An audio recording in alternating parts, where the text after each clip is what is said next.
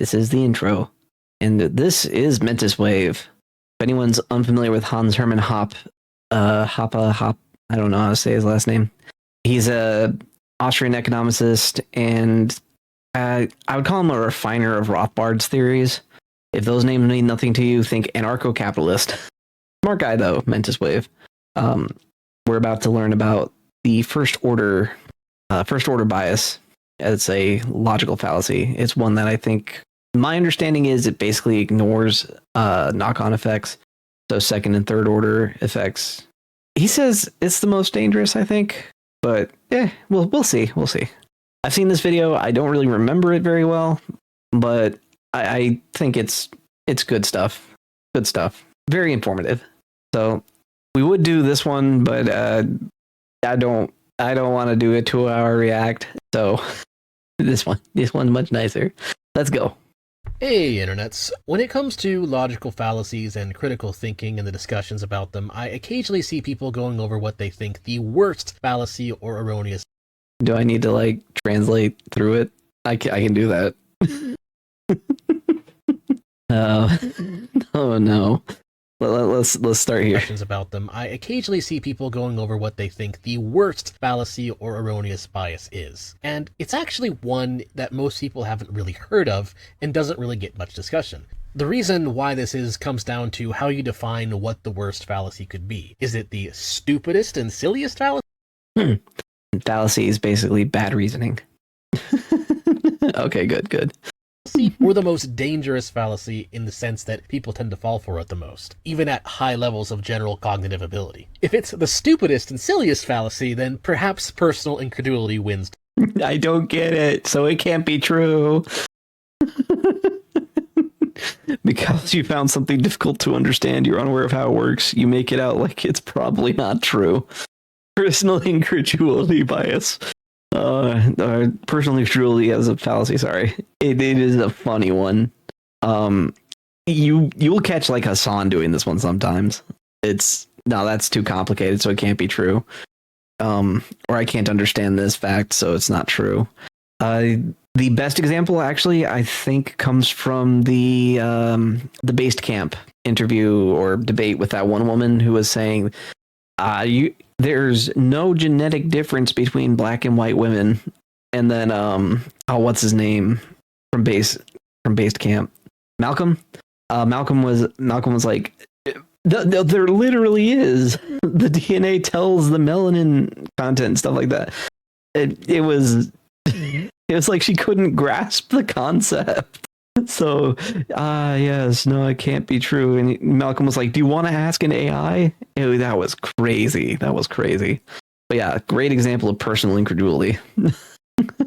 Surprise. I can't understand this argument, therefore it is wrong, is pretty high up there on the why they still monkey-do scale. And in terms of bias, probably the stupidest one is the framing effect. The guy saying 1 + 1 = 3 is more attractive than the guy saying 1 +. We were just looking at how MSNBC edited that one guy's photo.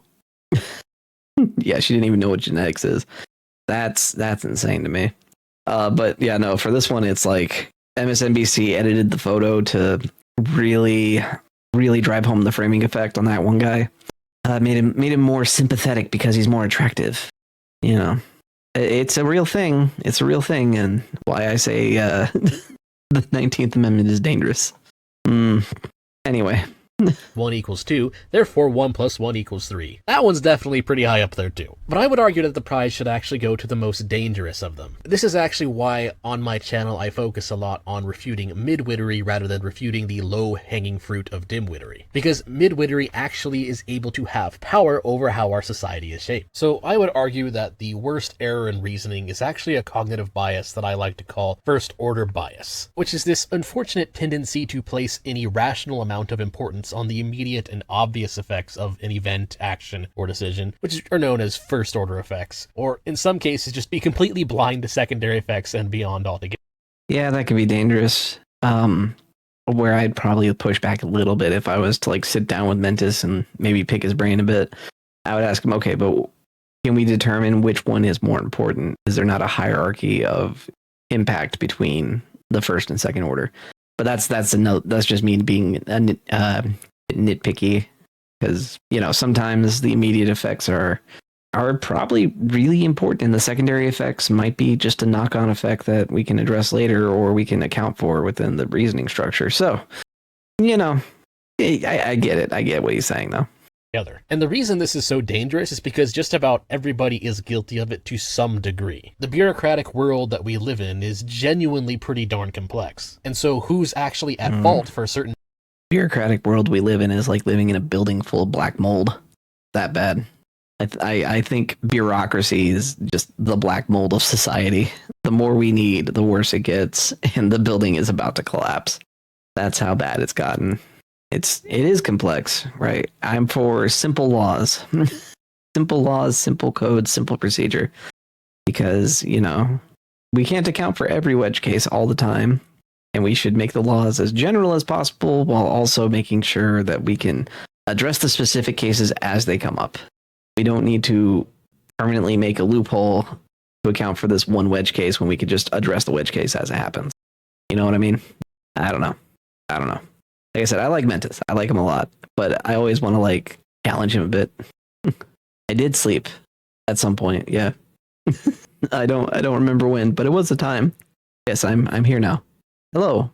Bad decisions that led to certain bad outcomes. Sometimes they can be multiple orders of effects down the line or previously in some other line. It can sometimes genuinely require a lot of detective work to really understand who or what is at fault for a problem, because it's not always what's right in front of your face. And of course, the most common issue we see this in is economics and people not understanding incentives. Like, for example, the entire rise of BreadTube and socialism almost entirely comes from people not understanding how incentives work in the order of events. In fact, not just socialism, just kind of economic illiteracy in.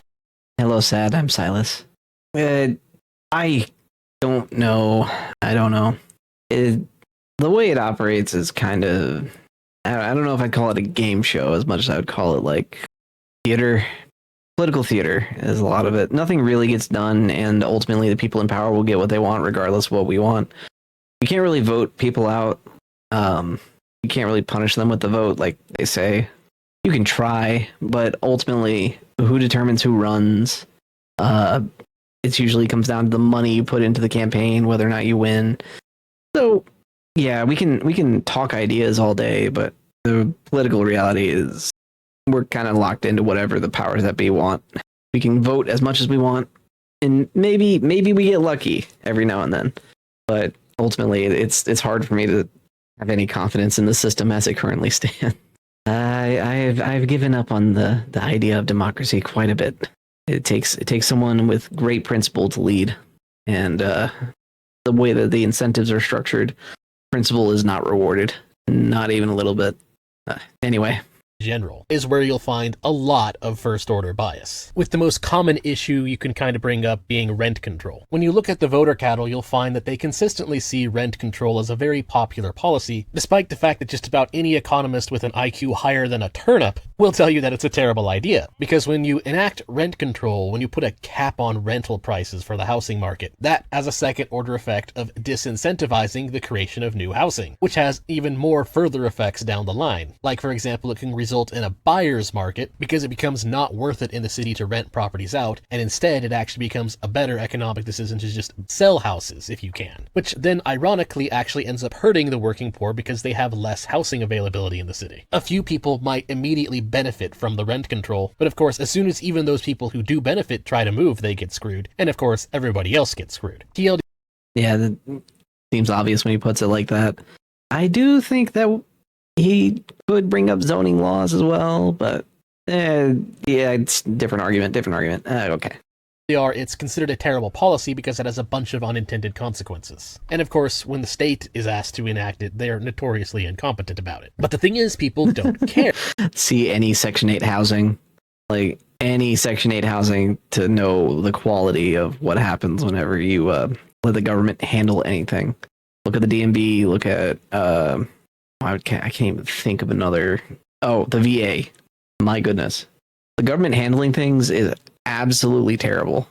VA wait lists, everything like that. It's awful. So, yeah. Hello. Welcome in. Black hole _ supermassive. I think. I don't know. Your name got cut off in my chat. I'm sorry. but hello. Yeah. Moral of the story, government incompetent. Don't trust them to do anything. Anyone that says the only way to solve the government problem is to give the government more power doesn't understand how the government works. Yeah, it's honestly just too big to function at this point. Thanks to the first order bias issue, people don't think about those second, third, and fourth order effects. They're only thinking to themselves, oh, my rent is high, my landlord is asking for this rent, therefore my landlord bad, government help. The state needs to jump in and make it illegal for the price to go above this random arbitrary line. And it doesn't work. But the vooters keep voting for it anyways, because they're stuck so hard in the first order bias brain rot that they don't see beyond those effects. They just look at the negative effects that high rent has on the... Oh, sorry, I got scared. I saw someone in chat type in, I'm from the government and I'm here to help. That is, don't scare me like that. Don't ever scare me like that. That's horrifying. Why would you say that? Full anarchy. More anarcho-capitalist. That's the only way anarchy can actually function.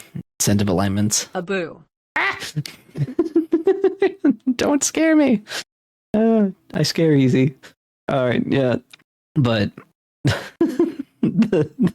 the point stands as is. I don't even remember. I got too scared. Moving on. Immediate obvious consequence on their pocketbook without really considering much of anything else. And that, like, the maintenance quality will drop, or the utilities and stuff like that. That's true. I trust ants more than the government. Termites are more predictable than the United States government sometimes. My word. All right, let's keep going. By itself is pretty bad, but the problem is that when you really start to get down to it and look into first order bias and just how common it is and how irrational voters are about it, you'll see it goes far beyond just basic economic illiteracy. Like this example I saw on X recently. American citizens can't even get free healthcare, and you all think undocumented immigrants do? That cool. They do. They go to the emergency room. They're not allowed to turn them away. They go to the emergency room for things like colds, for a headache, for a sinus infection. What is this take? I don't know if this is like a first order thing or just not understanding how the system works, but regardless, oh my goodness.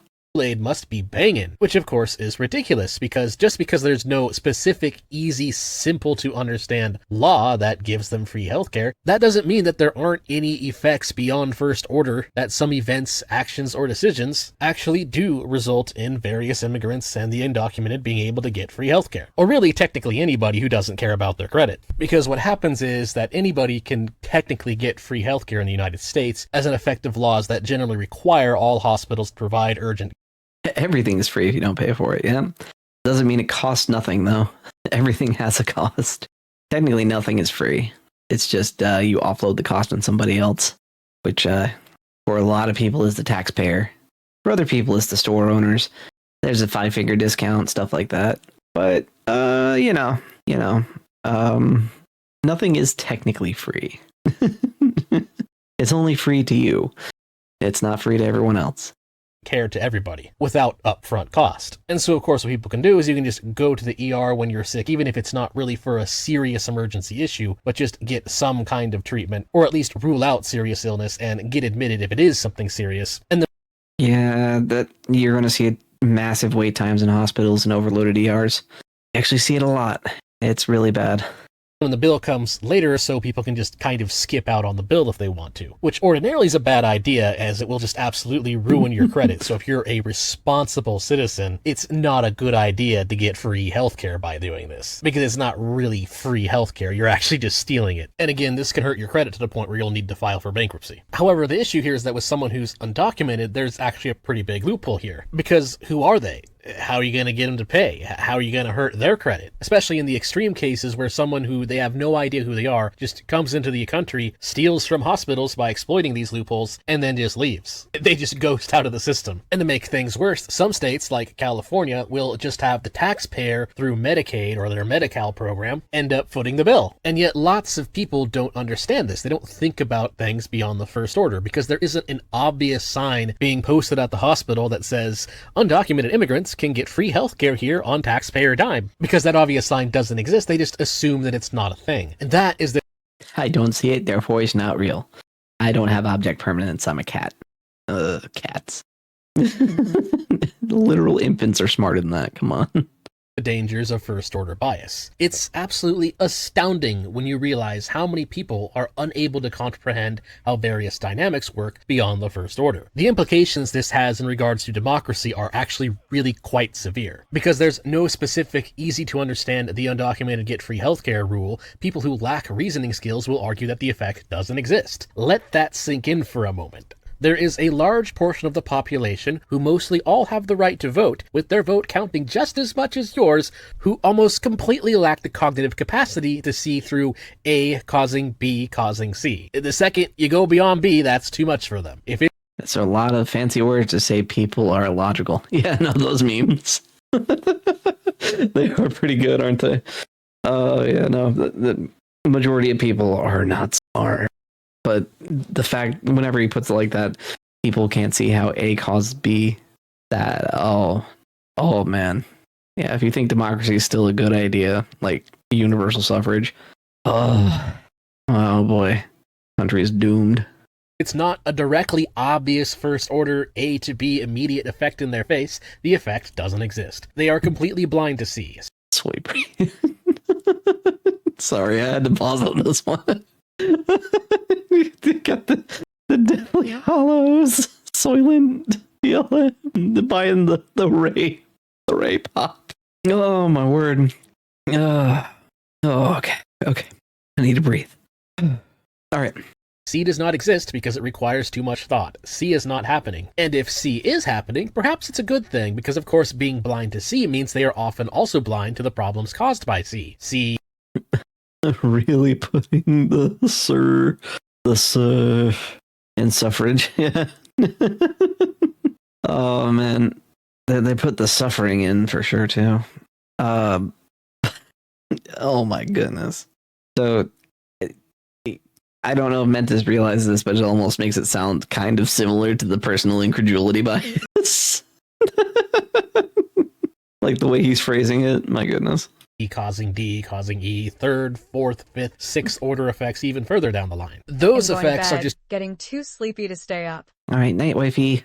So outside of their scope of reasoning that those effects might as well just be voodoo magic to their minds. And then again, you can even push it further. Remember how bureaucratic our institutions have gotten and how interdependent they are on the state and its thousands of laws and rules and regulations. We are looking at a system with effects spiraling into each other at the 5th, 10th, or even 500th order effect. Suddenly, it all becomes clear. It's no wonder why corporate media is able to sell such lies. The vast majority truly have no... Good night. Yeah, every time I see this picture, it's great. MSNPC plugging into all the sheeple. Wake up, sheeple. Why corporate media is able to sell such lies. The vast majority truly have no clue what's going on, including even those of us who are smart enough to understand the problem of first-order bias. Because it's so complex that it's almost impossible for anybody to truly understand really what's going on. And so most of the voter cattle really has no idea what's happening, how it's happening, or where we are going. And so the media is able to step in. I think that's on purpose, though. Like, to have the people generally not understand what's going on in the government. How else are you going to get all these like pork bills passed and stuff like that? How can you actually like vote against someone who votes in favor of something you don't like if they don't even know what they passed? It's almost like opacity is a feature, not a bug.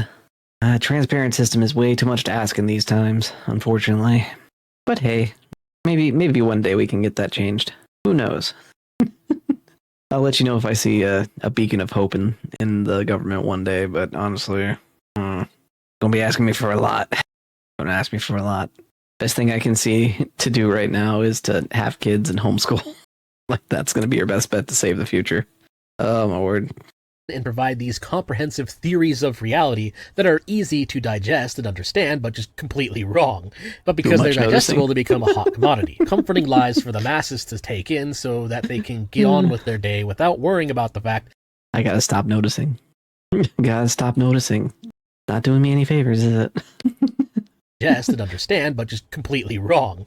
But because they're digestible, they become a hot commodity. Comforting lies for the masses to take in so that they can get on with their day without worrying about the fact that they truly have no idea who or what is pulling the strings in our world. And then the brainwashed trash libs go to vote, basing their decisions entirely on a combination of the lies they have been fed and whatever fantastical, irrational whims of the moment happen to cross their minds in the voting booth. And Yep. Sorry. I noticed too hard there. I needed a second. And then you have to remember, the cherry on top of it all is that the midwits who have infested these institutions have even come up with an entire ideology to justify their own ignorance. Through the magic of radical postmodernist thought, also known as presuppositional apologetics for secular people, their lack of ability to comprehend the multiple layers of these effects is rationalized away by deducing that objective reality must not exist. Isn't that just the logical conclusion? I've actually looked into this one, right? A little bit. And I've been so confused about postmodern thought. I don't understand how they get to their conclusions. And the only conclusion I can find is that, yeah, what he said, objective reality doesn't exist. So the best test I can offer then is I will put an apple into a room and then tell a postmodernist, hey, come look at this, show them the apple in the room, and we walk out of the room, and I ask them, was there an apple in that room? They can say that objective reality doesn't exist, but then whenever they're confronted by objective reality, it falls apart. So I don't understand how they can maintain this idea, right? Anyway, moral of the story, postmodernism, very, very dumb. Let's continue. It's actually impressive. The devil himself could not have devised a more effective system for guaranteeing we spiral into idiocracy in such a way that people can easily notice. Hello. We're talking about postmodernism, I guess, at this point. MentisWave is the current topic we're reacting to, and it's the first order bias. Basically, people don't understand that A can cause B, and then B can cause C, and then C could cause D, and so on and so on and so on. And that the system is very complicated, and that if you do one thing, you got to keep in mind other things that will be affected. I think that it's a scaling issue, but, you know, MentisWave is breaking down why it's such a bad idea to rely on first order so much. But not so easily understand how or why it is happening. That right there is the... Yeah, that's another very big possibility, is they're just lying. In which case, boy, howdy. You want to injure someone's trust, keep lying. I like to assume you're coming in good faith. But if you're telling me object permanence isn't real... Oh, you think it's like denial? So instead of active lying, it's passive? They live in reality denial so much that they can't comprehend that something can just be true. That makes sense. So like they're poorly programmed or something like that. Honestly, thinking about it, it's pretty bad. Hello, Hannah. Welcome. We are watching MentisWave, and I guess I'm lamenting the state of humanity. Let's keep going. The main implication of the sad prevalence of first-order bias. It is a massive democracy black pill when you realize that the voter cattle, through a combination of their own ignorance and the corruption of legacy media and corrupt politicians working together to ensure they remain ignorant, are allowing this cognitive bias to trick them into consistently voting against any real solution. And that is why I say first-order bias is the most dangerous cognitive error. It's not necessarily the stupidest. In fact, it's very easy to commit this error. But it's definitely the worst of the worst. Anyways, that's all I have to say, just another quick rant. Thanks for watching. Remember to like, share, comment, and definitely subscribe if you haven't subscribed already, because I've got a pretty big video on a subject a lot of people have asked me to cover, and I've been wanting to cover for a while, that I'll be able to likely finish within the next week or so. But for now, that is all. Thanks again for watching. Till next time. Aw. Okay. That was a good video. As always, from the old MentisWave. Got that Guild Wars 2 gameplay going on in the background. What did we learn today? That, democracy probably can't work by design. So, with that in mind, I guess like, comment, subscribe, check out MentisWave, and we'll figure it out in the future, maybe, hopefully. Oh Lord, I hope so. For my son's sake, please figure this out. Goodbye, YouTube. Have a good night.